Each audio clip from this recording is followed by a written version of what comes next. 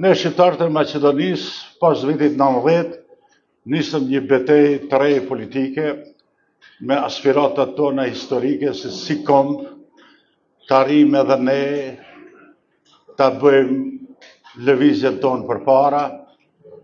U pa se aleatët tonë perëndimor nuk janë të gatshëm ta mbështesin idenë e gjithë shqiptarëve, si gjithë popujt tjerë të jetojmë në një shtet.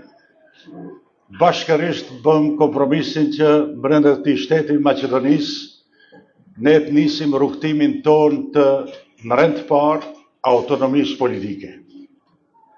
Pse po përmend autonominë politike? Ju lutem keni parasysh këtë fjali të parë që thash, nuk e thash rastësisht, asnjëherë se kam thënë karrierën time fjalën autonomia politike shqiptarëve të Maqedonisë.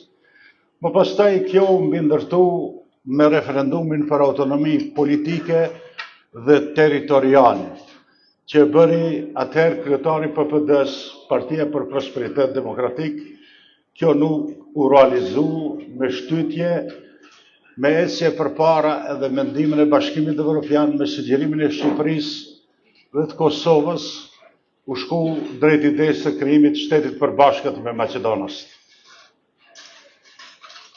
Më pastaj, partia e parë nuk pati sukses dhe me shpejtësi u paraqit opozita e vërtet shqiptare, Partia Demokratike Shqiptare, e cila që në hovin e parë i fitoi 2 qytetet kryesore, zgjedhje lokale, me shumë mund të të dhe ngostivar. Më pastaj ardhja jonë në qeveri u quajt si ringjallje apo rilindje e plotë e shqiptarëve të Maqedonisë, përveç kontributit madh që ne dham për çlirimin e Kosovës.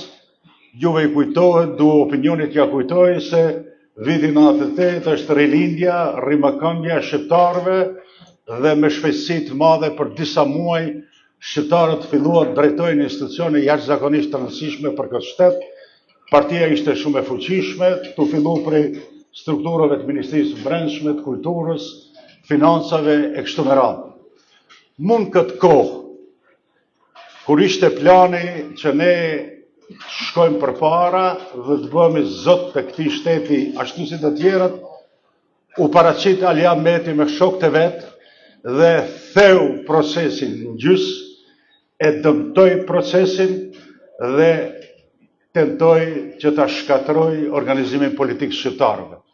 Me këtë rast, ai me plot vetdije shkoi drejt lëndimit dhe likvidimit të Partisë Demokratike Shqiptare, fillimisht u keq përdor aspekti i kohës, romantizmit, çlirimit, dhe më pastaj me shpejtësi u pa se ai i zgjodhi dhe i rehabilitoi të gjithë kuadrët shqiptare të ish sistemit, komunizmit, të gjithë strukturat e UDBA-s dhe ngriti një parti politike me ndihmë të madhe të LSDM-s dhe rikthei procesin në situatë më të keqe se në kohën e Jugosllavisë.